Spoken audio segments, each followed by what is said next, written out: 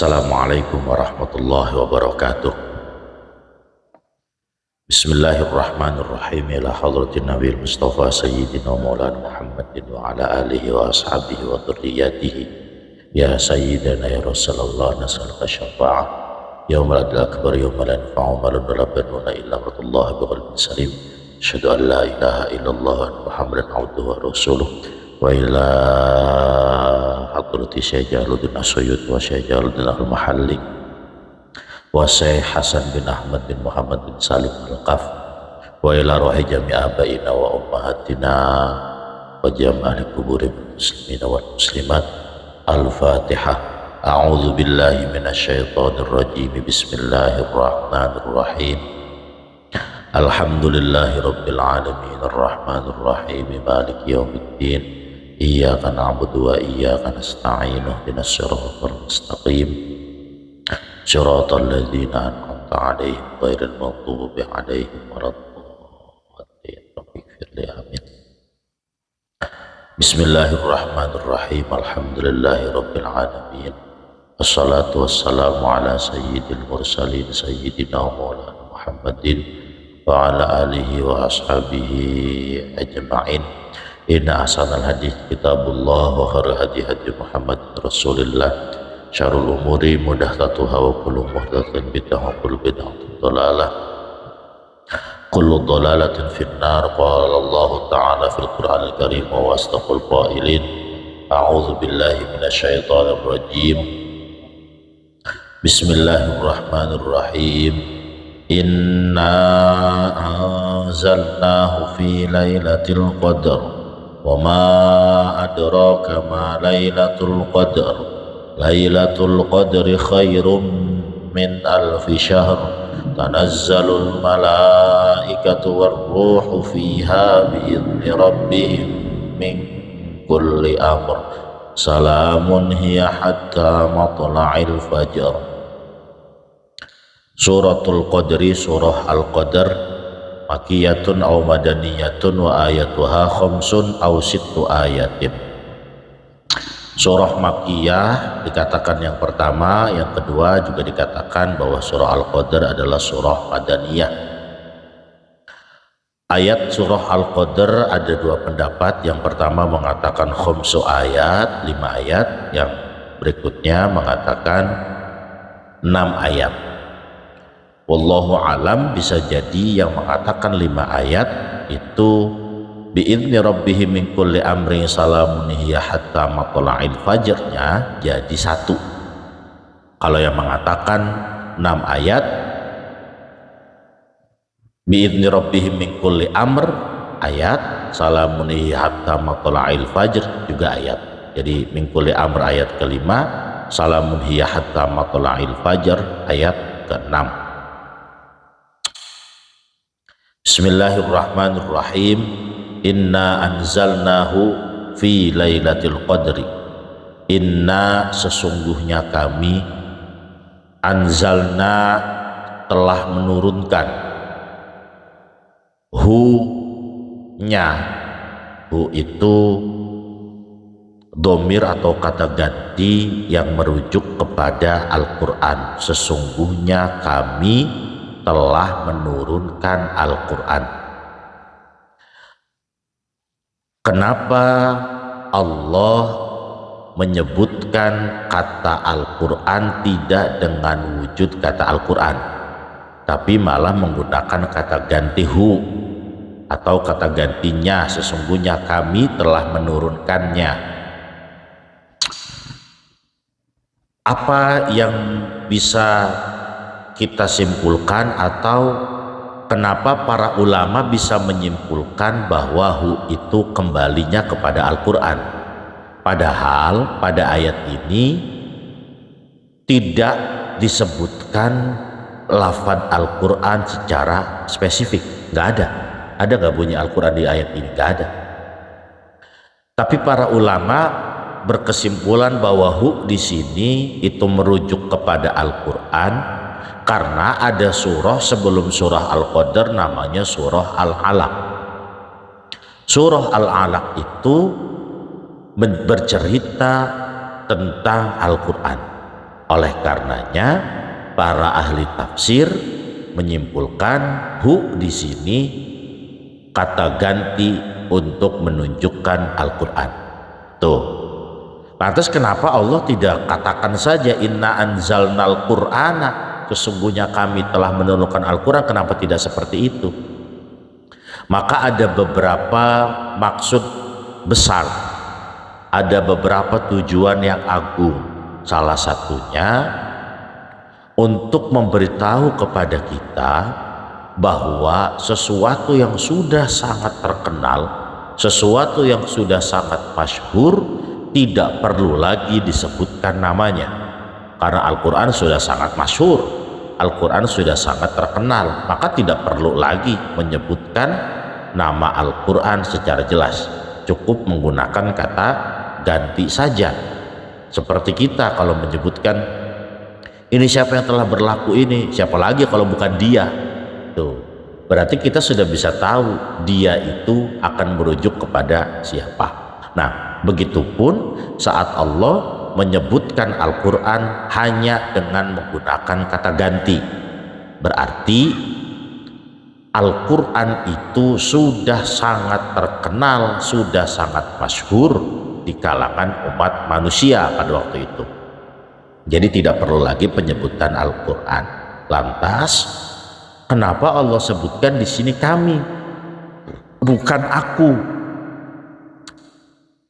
Sering saya katakan atau sering kita temukan juga dalam beberapa kajian-kajian bahwa saat Allah menyebutkan dirinya tidak dengan menyebutkan aku tunggal, tapi malah menyebutkannya kami jamak banyakan. Inna itu berarti sesungguhnya kami. Berarti dalam proses turunnya Al-Quran ini Allah melibatkan makhluknya yang lain, atau Allah bercerita bahwa ada yang terlibat dalam penurunan Al-Quran, bukan hanya Allah Subhanahu wa Ta'ala. Buktinya nanti akan ada ayat berikutnya yang berbunyi tanazzalul malaikatu warruh, ada malaikat yang ikut serta dalam proses penurunan ayat-ayat Al-Quran. Masyhur di kita bahwa Al-Quran itu kalamullah yang diturunkan kepada Nabi Muhammad melalui perantara malaikat Jibril. Karena ada malaikat Jibril di sini, maka Allah menyebut dirinya dengan sebutan kami. Artinya ada makhluk lain yang berpartisipasi dalam proses turunnya Al-Quran. Nah gitu, kira-kira seperti itulah. Itu maksud yang pertama. Maksud yang kedua, saat Allah menyebutkan dirinya dengan sebutan kami, itu menandakan betapa agungnya Allah, betapa hebatnya Allah. Sekalipun tunggal, sekalipun Allah itu ahad, tapi keagungannya seakan-akan banyak, seakan-akan banyak. Orang itu kelihatan kuat kalau banyak kan. Makanya Allah sebutkan dirinya dengan sebutan kami, supaya menegaskan bahwa Allah itu maha agung, Allah itu maha besar, Allah itu maha kuat. Jadi tidak menggunakan kata aku, tapi menggunakan kata kami. Lantas kalimat anzala yunzil itu berarti turun dari tempat yang lebih tinggi menuju tempat yang lebih rendah. Maka turunnya Al-Quran bisa dikatakan pada malam Lailatul Qadar itu, pendapat pertama berkata bahwa Al-Quran diturunkan perlahan, sedikit demi sedikit. Ada yang mengatakan lagi Al-Quran pada malam Lailatul Qadar diturunkan secara langsung. Maka di sini dikatakan jumlatan wahidatan minal lauhil mahfudzi ilas sama'id dunya. Al-Quran itu diturunkan pada jumlah yang satu, semua se-Quran satu, geblek langsung dari Lauhil Mahfuz menuju langit dunia. Enggak langsung ke Nabi Muhammad, enggak. Ini mah pada malam Lailatul Qadar itu turunnya Al-Quran geblek langsung, tapi enggak ke Nabi Muhammad, belum ke Nabi Muhammad, melainkan ke langit dunia dulu. Dari Lauhil Mahfuz ke langit dunia. Nah, baru dari langit dunia ke Nabi Muhammadnya itu diturunkannya berangsur-angsur. Ini pendapat yang kuat, pendapat yang muktamad, pendapat jumhur ulama tafsir mengatakan bahwa surah Al-Qadr itu bercerita tentang turunnya Al-Quran sekaligus dari Lauhil Mahfuz ke langit dunia. Pendapat lagi mengatakan bahwa inna anzalnahu fi lailatul qadri itu ayat Al-Qur'annya pertama kali diturunkan pada malam Lailatul Qadar. Jadi langsung ke Nabi Muhammad, enggak ke langit dunia. Jadi Lauhil Mahfuz langit dunia enggak, pokoknya malam Lailatul Qadar itu ayat Al-Quran langsung menuju ke Nabi Muhammad. Fi lailatul qadri, pada malam Lailatul Qadar. Dalam kitab tafsir Al-Jalalain, Al-Qadri berarti asy-syarafi wal azami, mulia atau agung. Nah, itu yang jadi bacaan kita di Al-Quran, bahwa malam Lailatul Qadar itu adalah malam kemuliaan, malam keagungan. Ada lagi yang mengatakan Al-Qadar itu bukan hanya bermakna syaraf dan azam, tapi Al-Qadar itu berarti malam penentuan, malam ditentukannya segala urusan manusia. Maka kita sering menyebutkan, oh ini mah sudah kudrohnya Allah, sudah takdir, atau bahasa orang-orang sekarang mah namanya bukan takdir, apa namanya, udah bukan takdir apa, kalau dulu kita ngomongnya takdir, kalau sekarang ngomongnya oh ini mah udah kudrot ya, apa-apa ya, bukan, kalau saya bukan kudrot kayaknya, yang sering saya dengar tuh qadarullah. Iya, qadarullah. Dulu mah kita ngomongnya takdir, sekarang mau ngomongnya qadarullah ya. Jadi lebih kekinian katanya, yang betul itu qadarullah, padahal mah sama-sama aja, takdir qadarullah sama-sama aja. Nah, ada yang mengatakan kata qadar itu berarti ditentukan.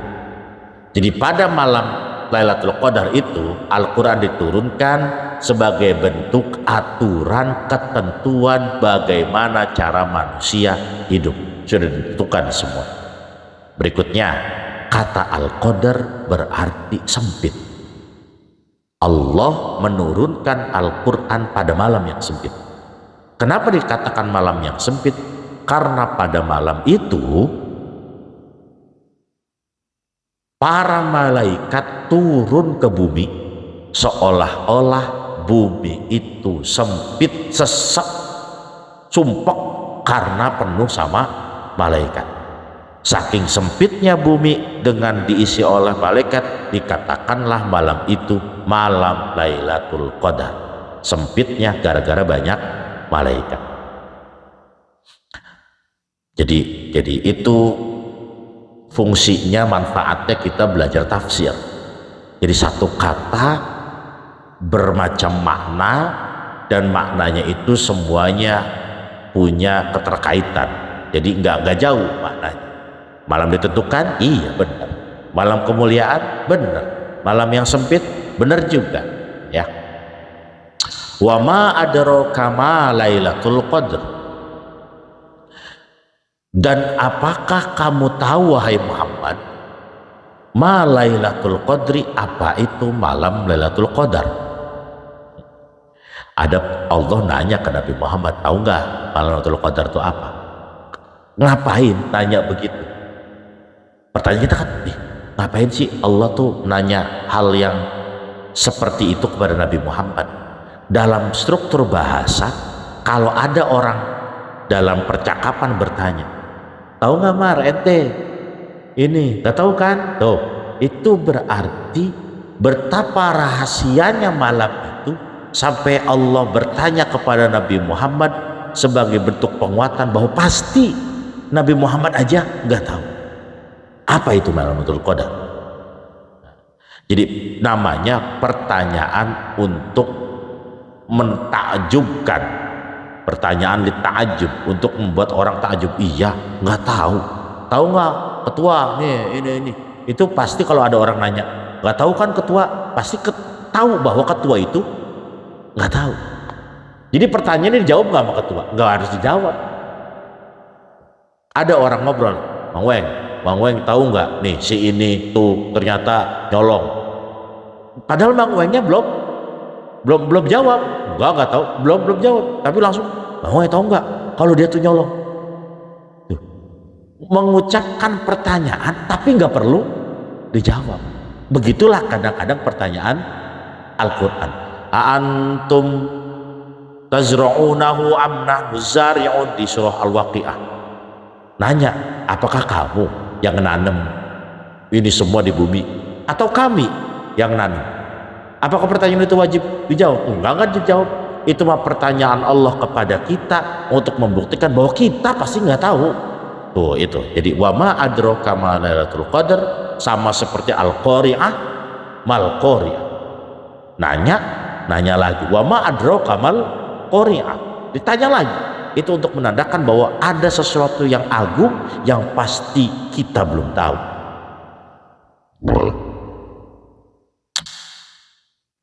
Maka Allah keluarkan kisi-kisinya. Lailatul Qadri khairum min alfi syahrin. Malam Lailatul Qadar itu lebih baik daripada 1000 bulan. Laisa fiha Lailatul Qadri fal amalu sholihu fiha khairum minhu fi alfi syahrin laisat fiha. Malam Lailatul Qadar itu lebih baik daripada 1000 bulan dibandingkan dengan malam yang tidak terdapat Lailatul Qadar. Maka berbuat baik pada malam Lailatul Qadar akan punya kebaikan 1000 kali lebih banyak daripada malam yang tidak terdapat Lailatul Qadar. Jadi Allah nggak kasih kisi-kisinya. Ini kapan malam Lailatul Qadar itu kapan? Apakah bulan Ramadan kah? Apakah bulan Syawal kah? Nggak ada di Al-Qurannya, nggak ada. Allah hanya kasih indikatornya, pokoknya malam Lailatul Qadar itu lebih baik daripada 1000 bulan. Karena Allah tidak menyebutkan kapan terjadinya malam Lailatul Qadar, maka para ulama berbeda pendapat. Pendapat pertama, malam Lailatul Qadar itu terjadi pada bulan Ramadan. Karena ada ayat Syahrul Ramadan alladzi unzila fihil Qur'an. Bulan Ramadan adalah bulan yang di dalamnya diturunkan Al-Quran. Pendapat pertama mengatakan malam Lailatul Qadar hanya ada di bulan Ramadan. Pertanyaan lagi, bulan Ramadannya kapan? Apakah malam Lailatul Qadar itu terjadinya bulan Ramadan pas turunnya Al-Quran doang? Atau setiap tahun bulan Ramadannya? Setiap tahun bulan Ramadan ada, setiap tahun bulan Ramadan ada.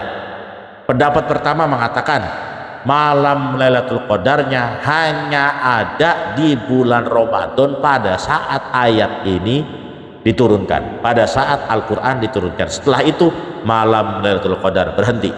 Pendapat pertama. Pendapat kedua, enggak, setiap bulan Ramadan pokoknya pasti bakal ada malam Lailatul Qadar. Itu pendapat yang sering kita gunakan. Pendapat ketiga, karena Allah tidak menyebutkan secara spesifik di surah Al-Qadr bahwa ini turunnya bulan Ramadan, maka pendapat berikutnya bulan Ramadan itu terjadi malam Lailatul Qadar itu terjadi bukan hanya di bulan Ramadan, di bulan apa saja. Pendapat yang ketiga, bisa jadi bulan Syawal, bisa jadi bulan Muharram, bisa jadi bulan Rabiul Awal. karena Allah yang menentukan. Karena Allah pun tidak menyebutkan bahwa malam Lailatul Qadar itu adanya di bulan Ramadan. Mana yang kita gunakan, maka yang kita gunakan yang jumhur, yang mu'tamad, yang masyhur, yaitu malam Lailatul Qadar terjadi pada bulan Ramadan setiap tahun. Tuh, kalau mau pakai yang terakhir tadi Mang Weng, enggak, biar sering ketemu malam Lailatul Qadar, pokoknya tiap bulan aja, terserah, nggak apa-apa. Itu masih debatable, bahasa Wan Omarnya masih yang keren namanya sekarang, masih debatable, masih bisa diperdebatkan. Saat ada pendapat yang di Al-Qur'annya itu tidak disebutkan secara spesifik, maka itu masih bisa diperdebatkan. Jadi jangan alot-alot. Pokoknya malam Lailatul Qadar ada di malam ganjil, ya silakan, terserah. Kata Mang Weng, pokoknya malam Lailatul Qadar itu adanya di atas tanggal 20, 21, 23, 25, 27, 29. Selain itu nggak ada, yang mangga. Wan Umar bilang nggak mau, pokoknya malam Lailatul Qadar adanya dari tanggal 1 sampai tanggal 30 Ramadan. Silahkan cari sebaik-baiknya di mana itu malam Lailatul Qadar bakal terjadi. Karena kalau dikecilkan ruang lingkupnya, kasihan. Giliran malam tanggal 28 sepi. Iya, kalau malam tanggal 28-nya sama semua. Kalau kata NU malam ini tanggal 28, malam sekarang ternyata tanggal 29 kata Muhammadiyah, mana yang benar? Itu adalah berkahnya Allah tidak menyebutkan secara spesifik. Walhasil masjid kita, karena pemahamannya adanya di malam ganjil, setiap malam ganjil rame, ada aja yang pada ini, wah ya malam genap sepi. Kata malam Lailatul Qadar ini orang gua nongolnya sekarang sih, bukan besok. Oh gimana? Artinya kita itu tidak dikasih kisi-kisi oleh Allah secara detail supaya kita jangan mentok ibadahnya pada malam itu doang, tapi terus hayu di malam apapun. Malam ini barangkali ketemu malam Lailatul Qadar, ya kalau nggak ketemu ya berarti belum qadar, masih keder, besok baru ketemu qadar, besoknya lagi, dan seterusnya. Jadi jangan pernah paksakan bahwa kata ulama ono malam Lailatul Qadar itu adanya pada malam ganjil, malam Lailatul Qadar adanya pada malam ini di atas tanggal 20, di atas tanggal 15, setiap bulannya pokoknya apa namanya lagi kelihatan bagus, udaranya lagi kelihatan adem, terus kagak ada bisingnya, berarti malam ini tuh adem, sejuk ya, terus bising, nggak ada yang ngaji, cuma berempat doang, berarti ini malam ini malam Lailatul Qadar tuh ya. Jadi silakan kita interpretasi sendiri malam Lailatul Qadar itu seperti apa, mudah-mudahan kita bisa mendapatkannya. Jangan pernah paksakan supaya orang memahami malam Lailatul Qadar itu sama, dua berapa pokoknya, 21, 23, 25, 27, 29. Wah ya malam 29 ternyata kata orang NU ini malam 30, nggak ketemu malam Lailatul Qadar, ya udah gak bakal ketemu. Padahal Allah tidak menyebutkan secara spesifik, tapi kita malah memaksakan untuk membuat hal itu menjadi spesifik. Akhirnya kita juga yang capek, kita juga yang ribet. Sok silakan kapan saja. Itu kalau misalnya para kiai ono menyebutkannya malam tanggal ini, ya silakan. Bisa jadi pengalaman spiritual memang seperti itu.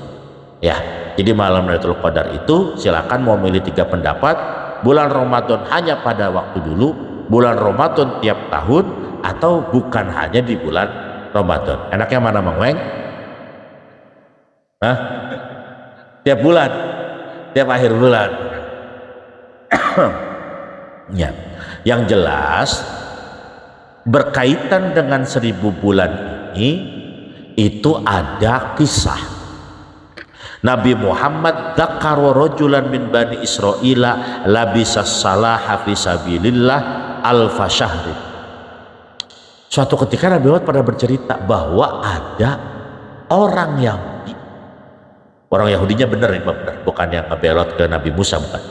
Orang Yahudi berperang di jalan Allah, berjihad di jalan Allah 1000 bulan. Kemudian fa'ajabal muslimuna min dzalik. Orang muslim takjub, buset, orang Yahudi pahalanya bagaimana gedenya 1000 bulan perang aja, jihad fisabilillah, wah pasti pahalanya luar biasa, itu banyak. Ya Rasulullah, atau enakan orang Yahudi mah 1000 bulan bisa dapat pahala banyak itu. Belah kita mah usianya cuman berapa kita? Cuman 60, 63, 60-an tahun, gimana kita mau dapat pahala gedenya? Makanya Lailatul Qadri khairun min alfi syahr. Gak usah ribet-ribet, cari aja malam Lailatul Qadar, nanti pahalanya bisa menandingi 1000 bulannya orang Yahudi yang berjihad di jalan Allah Subhanahu wa ta'ala. Jadi nggak usah bingung-bingung, walaupun umat Islam usianya hanya 60-70 tahun rata-rata, tapi bisa mendapatkan pahala seperti orang Yahudi yang berjihad selama 1000 tahun, asal dengan syarat bisa menemukan malam Lailatul Qadar. Ya, Allah lanjutkan, tanazzalul malaikatu warruhu fiha biidzni rabbihim min kulli amr. Malaikat dan ruh turun pada malam Lailatul Qadar biidzni rabbihim, dengan izin Tuhannya, biamrihi, dengan membawa perintah Tuhannya, min kulli amrin, dari bermacam-macam perintah. Qadahullahu fiha litilka sanati ila qabalin min sababiyatin bima'nal ba. Pada malam itu para malaikat turun, warruhu, dan ruh. Dalam kitab tafsir Jalalain, ar-ruh bermakna Jibril. Jadi semua malaikat turun termasuk malaikat Jibril. Kenapa malaikat Jibril disebutkan dengan sebutan ruh? Karena ada di Al-Quran menyebutkan Ruhul Kudus, diartikan Ruhul Kudus itu adalah malaikat Jibril. Dan ternyata bukan hanya di agama Islam saja, di agama-agama lain kita sering dengar dengan sebutan apa namanya? Roh Kudus. Nah, Roh Kudus orang-orang Nasrani itu konon berarti Jibril. Tuh, makanya dalam kitab tafsir kita pun dikatakan bahwa ruh itu adalah malaikat Jibril. Artinya pada malam hari itu tuh malaikat turun semuanya. Jangankan malaikat yang lain, Jibril aja, jenderalnya malaikat, ikut turun membawa perintah dari Allah dengan izin Allah. Berarti kalau sampai malaikat Jibril ikutan turun, betapa hebatnya malam Lailatul Qadar. Tuh, jadi gitu. Wal nazzalul malaikatu warruhu fiha bi'izni rabbihim min kulli amr. Kenapa harus Allah katakan malaikat dan ruh turun pada saat malam turunnya Al-Quran? Ini menandakan saking agungnya Al-Quran, saking mulianya Al-Quran, turunnya aja dikawal sama malaikat plus malaikat Jibril. Sesuatu yang sangat agung, sesuatu yang sangat mulia, biasanya dikawal nggak mau dikawal. Kertas pemilihan umum KPU mau nyampe ke apa, kalau di kecamatan namanya apa? Kalau kecamatan tuh apa namanya? KPPS kan di RT, tingkat RT. Kalau di kecamatan apa? Panitia PPK ya, panitia dari KPU kabupaten ke PPK dikawal mau polisi sama TNI. Karena apa? Penting. Karena apa? Karena agung itu nggak boleh ada yang nyoblos duluan. Saat itu aja dikawal luar biasa, apalagi Al-Quranul Karim. Makanya yang awalnya bukan lagi Brimob, bukan lagi TNI, yang awalnya malaikat dan ruh dikawal, supaya orang-orang pada waktu itu yakin bahwa Al-Quran itu tidak terkontaminasi dengan tujuan-tujuan atau dengan kepentingan-kepentingan golongan atau pribadi, bahwa itu betul-betul turun dari Allah Subhanahu wa ta'ala. karena dikawalnya sama malaikat dan roh. Ya, jadi bukan surat suara doang, Al-Quran juga turunnya dikawal. Jadi mustahil ayat Al-Quran itu yang sampai melenceng tujuannya menjadi tujuan pribadi, nggak mungkin, karena Al-Quran itu betul-betul suci, betul-betul datang dari Allah, pengawalannya saja pengawalan super ketat. Pas pampres udah paling tinggi pangkatnya. Salamun hiya hatta matla'il fajr. Keselamatan pada malam Lailatul Qadar sampai munculnya fajar. Jadi pada malam Lailatul Qadar salam, keselamatan, kesejahteraan, ketenangan itu bertahan sampai munculnya fajar. Maka orang yang mendapat malam Lailatul Qadar malam hari itu akan mendapatkan kesejahteraan dari Allah sampai fajar. Kata orang begini, ngomong, "Jipen sebentar amat cuma sampai fajar doang." Maka ada tafsiran berikutnya bahwa orang-orang yang mendapatkan malam Lailatul Qadar itu akan mendapatkan kesejahteraan sepanjang hayatnya hatta matla'il fajar, sampai muncul fajar, sampai mati maksudnya. Jadi sampai mati orang yang mendapatkan malam Lailatul Qadar akan salam, akan sejahtera. Kenapa dikatakan mati itu Lailatul matla'il fajar? Gini dah,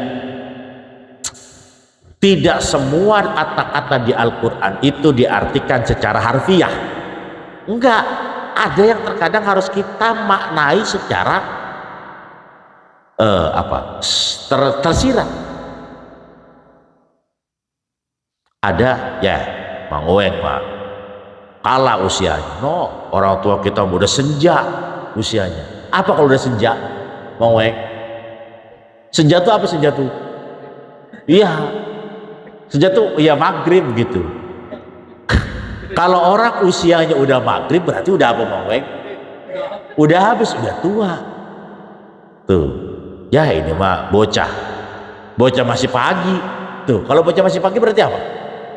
Masih kecil, bocah masih belum tahu apa-apa, masih pagi. Kalau udah rada setengah tua namanya paruh. Udah paruh ini. Usianya apa ya? Usianya udah dohor lah. Oh, berarti udah sekitar 30, 35, 40-an. Iya. Nah, itu. Iya. Jadi bisa jadi Allah mengatakan hatta matla'il fajar itu bukan hanya sampai pagi dalam artian harfiah, tapi sampai dia menuju hidup lagi, yaitu sebuah kematian. Tuh gitu. Jadi kalau misal kesejahteraannya cuma semalam doang, ngapain nyari malam Lailatul Qadar? Pendek amat, pengennya sampai mati dong. Nah makanya para kiai, para wali, para arif billah yang sudah menemukan malam Lailatul Qadar itu hidupnya sejahtera sampai mati. Sampai mati hidupnya tenang, enggak puyeng, enggak pusing. Ala inna auliya Allahi la khaufun alaihim walahum yahzanun. Wali Allah itu tidak takut dan tidak merasa sedih karena mereka mah dapat Lailatul Qadar. Kalau masih puyeng Mang Ueng, yakin belum dapat malam Lailatul Qadar, belum dapat, masih puyeng, masih kebanyakan kecrek lagi. Aduh puyeng Mbak, aduh puyeng Bang, aduh udah itu mah yakin belum dapat Lailatul Qadar. Berarti harus nyari lagi. Insya Allah nanti juga pada saatnya kita bisa menemukan malam Lailatul Qadar.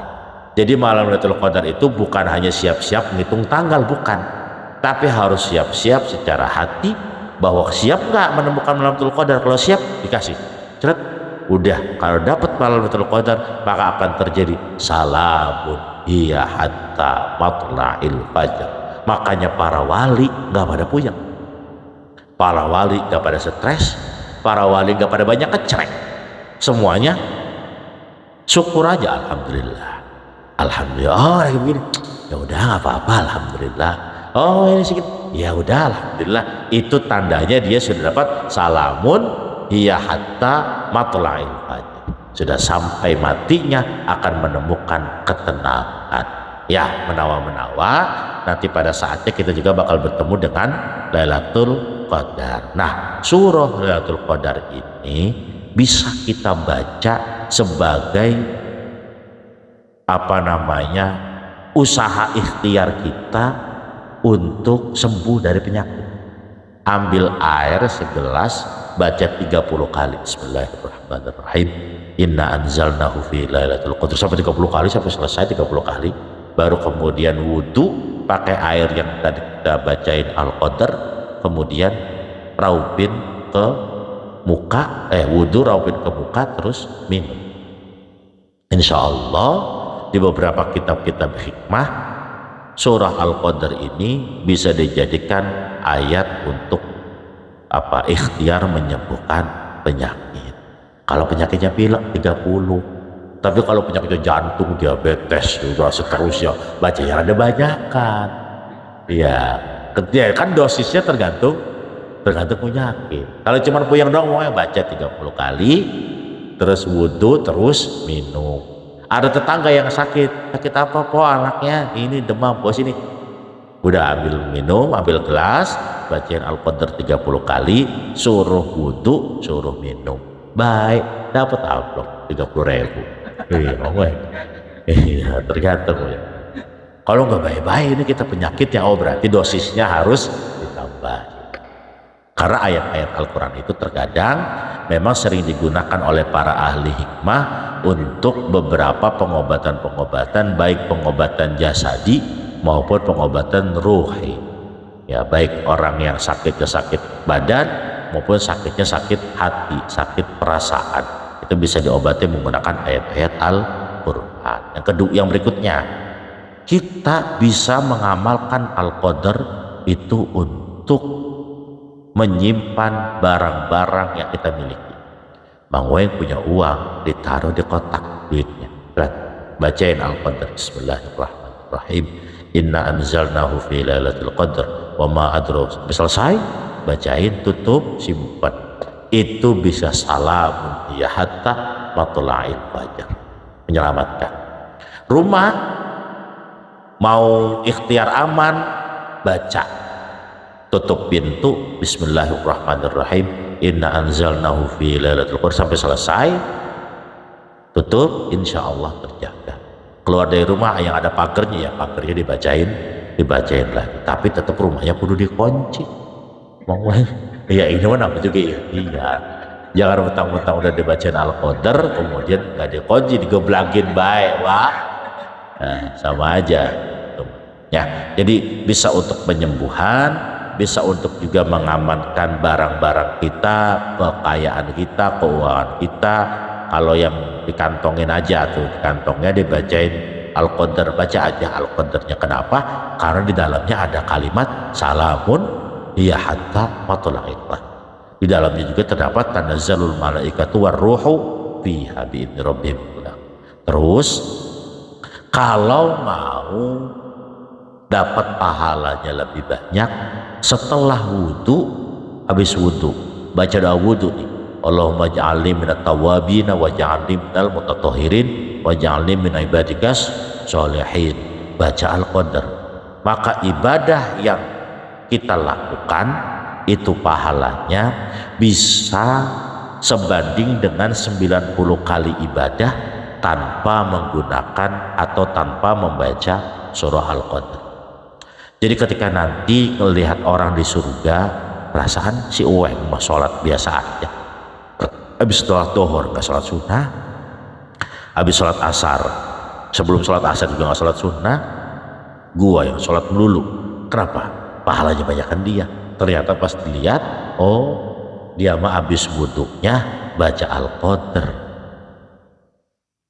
pantesan pahalanya bisa 90 kali lipat. Ya, jadi bisa buat penyembuhan, bisa buat menjaga harta milik kita, bisa juga menambah pahala kita dalam urusan ibadah. Suratul Alaq Shadaqallah.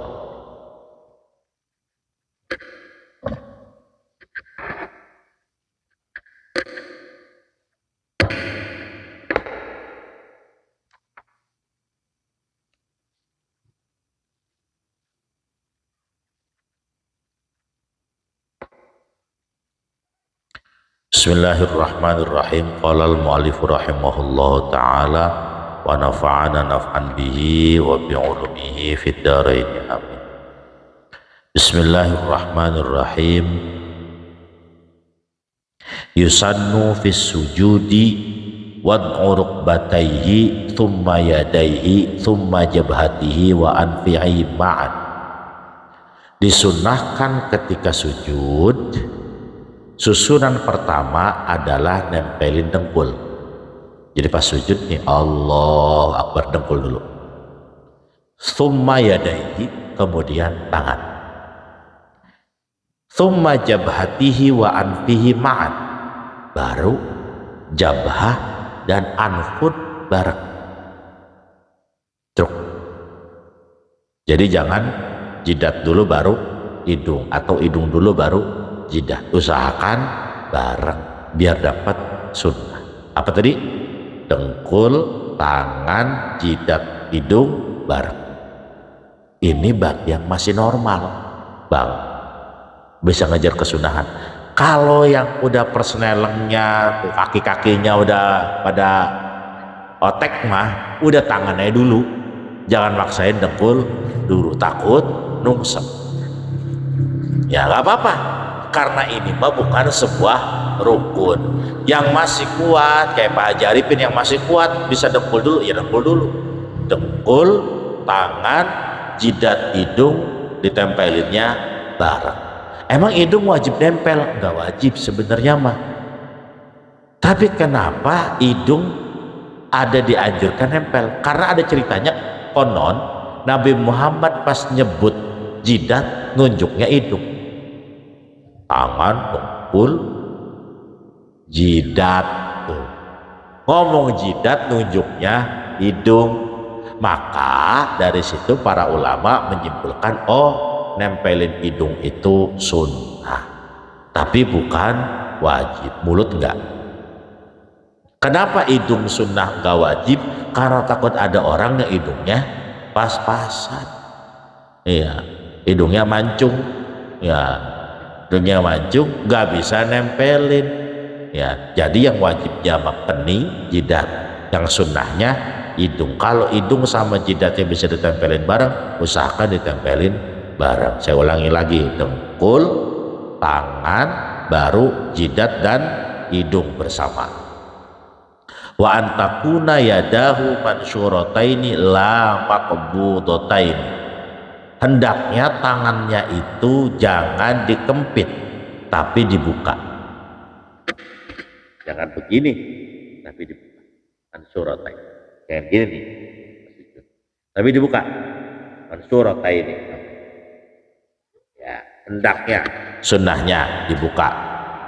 Wa antakuna asabi'uhuma madmumatan la mufarraqatan.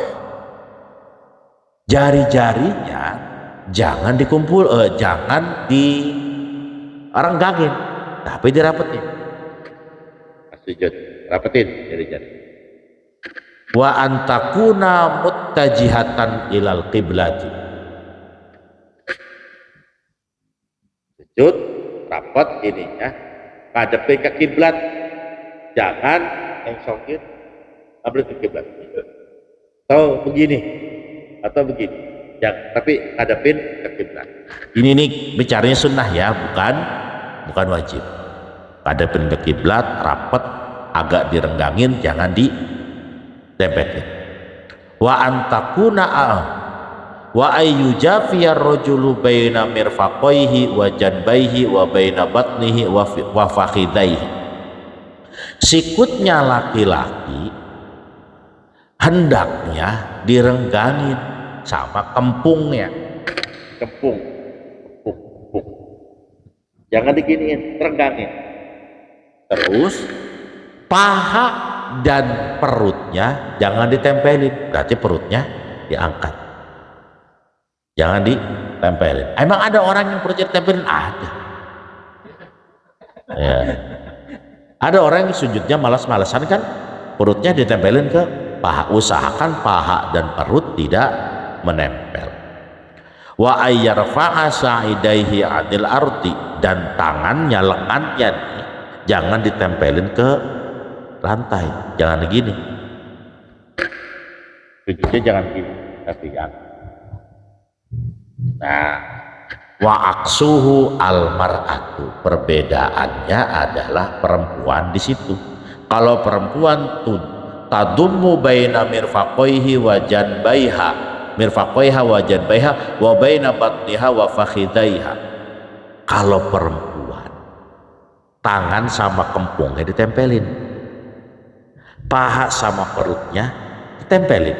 Kalau perempuan, wala tarfa'u sa'idaiha 'anil ardi, ininya nggak diangkat perempuan, ininya nih tempelin. Sujudnya perempuan. Wa kullu dzalika li'annahu astarulah, karena itu lebih bisa menutupin perempuan. Nah, beda ya. Kalau laki-laki mah dari sini nih jangan ditempelin, paha ke perut dianggrangin. Kalau perempuan tempelin ke kepung, ininya tempelin apa, lengannya tempelin ke tempat sujud, paha sama perutnya juga ditempel. Itu kalau perempuan. Ya, jadi beda-beda perempuan dan laki-laki cara sujudnya. Kalau orang laki-laki sujudnya nempel lengannya ke tempat sujud, berarti dia salah make. Ya, malah make cara perempuan. Sah enggak sholatnya? Ya sholat mah sah aja, sholat mah nggak sah. Cuman kalau mau beda, ya bedain antara laki-laki dan perempuan biar dapat pahala. Wa ayyufarriqu baina rijlaihi biqadri shibrin wa kadzalika baina rukbataihi.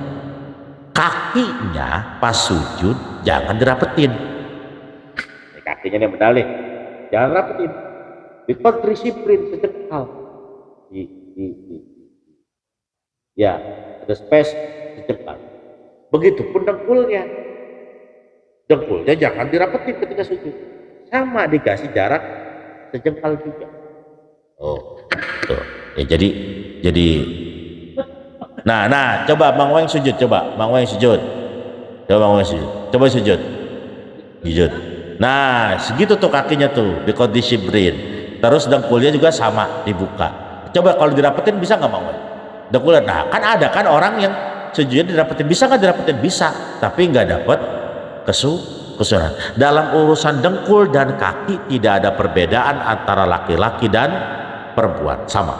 Kalau itu kaki belakangnya biqadri shibrin, sejengkal jaraknya antara satu kaki dengan satu kaki, jangan terlalu lebar. Nah, yang banyak di kita itu nutup tuh dirapetin kakinya. Iya, nutup dirapetin. Padahal di kitab ini harusnya sunnahnya itu biqadri shibrin. Wa ayyatu ayadaihi hadwa mangkibaihi, tangannya sejajar dengan bahu, enggak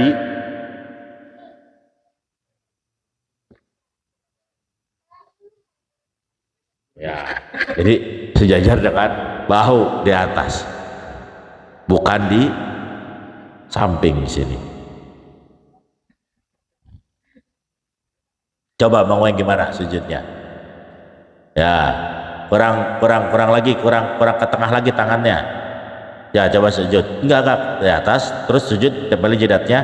Nah, dempetin lagi tangannya. Nah, biar sejajar dengan bahu. Begitu maksudnya. Ya. Ya, tidak terlalu lebar. Wa nasbu rijlaihi wa taujihu asabi'ihi ma lil qiblati, kakinya ditancepin ke bumi dan ngadepin jari-jarinya menuju ke arah kiblat. Jari-jarinya usahakan madep ke kiblat, jari-jari kakinya. Yang wajib cuman satu doang. Ini misal ada orang nih sujud Yang medal jempolnya doang, udah dapat rukunnya, udah sah sholat.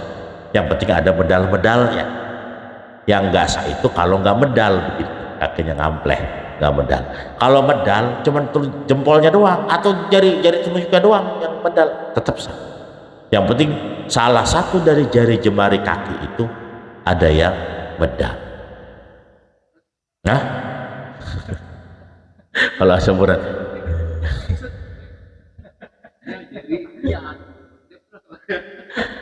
yang penting ada yang medalnya, yang penting ada yang medal. Walaupun medalnya nggak dalam keadaan berdiri, misalnya medalnya dari samping, yang penting medal, yang penting medal, gitu ya.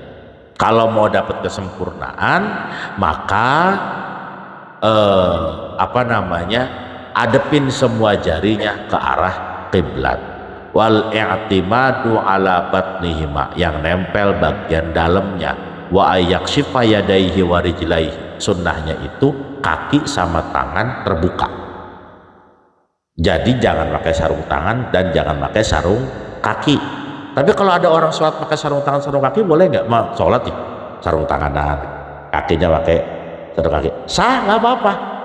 Karena tangan mah sunnah dibuka, kaki juga sunnah dibuka. Kalau dalam keadaan dingin dia maksain pakai sarung tangan, nggak jadi masalah. Perempuan juga misalnya sujudnya kehalang sama mukena, tangannya tetap sah. Maka mukena nenek-nenek zaman dulu itu biasa mukena pocong mumun. Ya, mukena pocong mumun, tangannya kelihatan, ya enggak? Pakai karet sini, tangannya kelihatan. Baik. Karena kafaihi dan wajhi itu yang boleh dibuka ketika sholat. Nah, mukena modern mah udah enggak.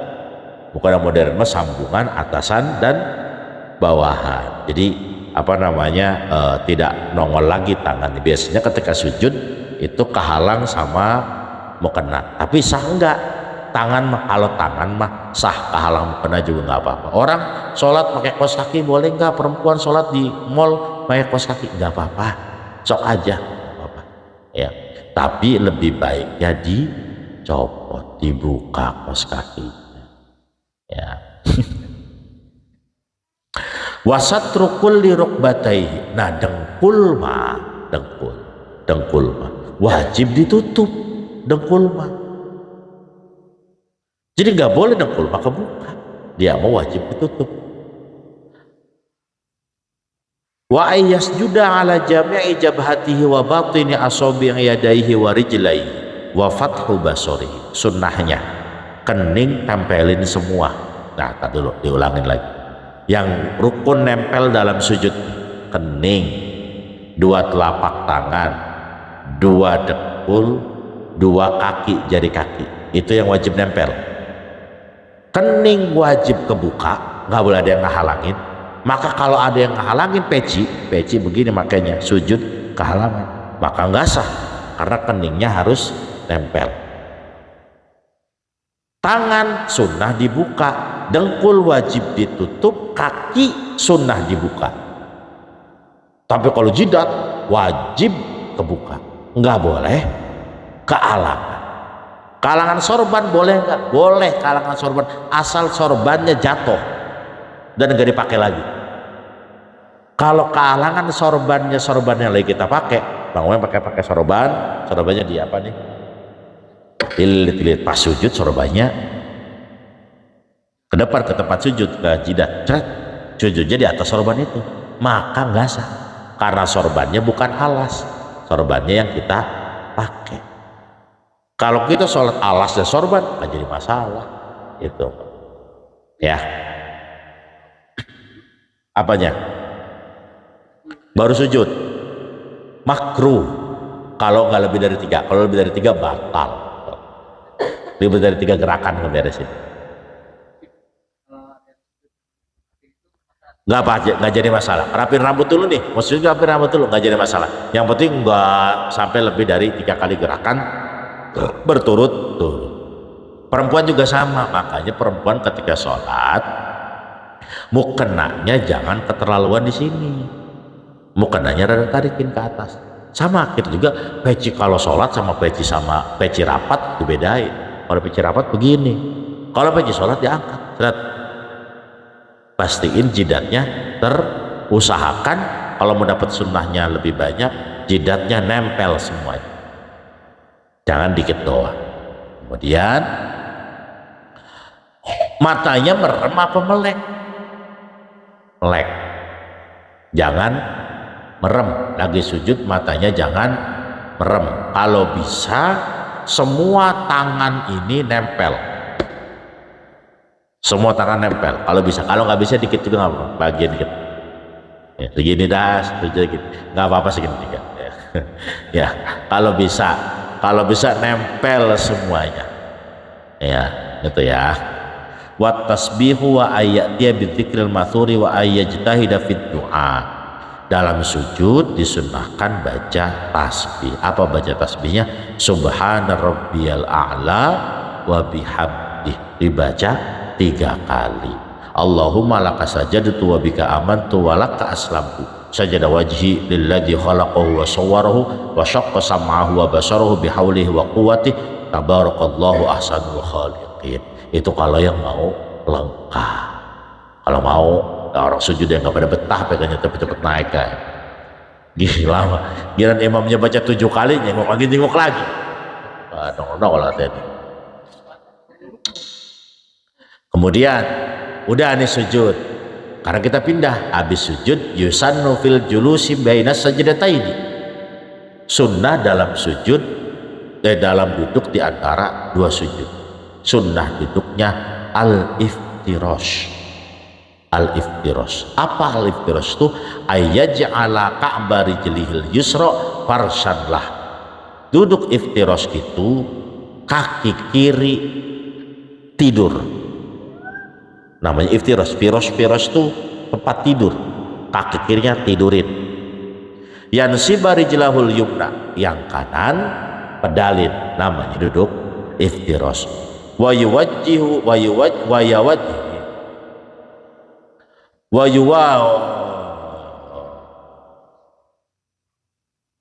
wa ayyuwajjiha asabi'aha lil qiblah, dan menghadapkan jarinya yang tadi kaki kanan ke arah kiblat. Itu namanya duduk iftirash. Kalau yang duduk dua-duanya dipantatin, yang dua-duanya didudukin, namanya bukan duduk iftirash itu. Ya, ada orang yang duduknya dua-duanya didudukin ya, kakinya ada. Sah nggak sholatnya? Sah aja itu mah. Duduk iftirash mah sunnah. Caranya duduk iftirash itu sunnah, tapi duduknya wajib. Duduk di antara 2 sujudnya wajib, tapi tata cara duduknya menggunakan iftirash sunnah. Ada orang sujud pas duduk sujudnya pas duduk di antara 2 sujud duduknya sila. Allah Akbar, sila duduknya. Sah nggak sholatnya? Sah, nggak jadi masalah. Juri sholat habis sujud sila duduknya sah. Kalau nggak pegel mah emang bisa dari sujud duduknya sila? Susah Bang Weng, coba susah ya. Yang gampang dari sujud itu duduknya iftirash. Boleh nggak dari sujud duduknya langsung duduk tawarruk, duduk tahiyat akhir? Boleh. Kalau nggak ketuker mah takutnya ketuker, disangkanya udah tahiyat akhir.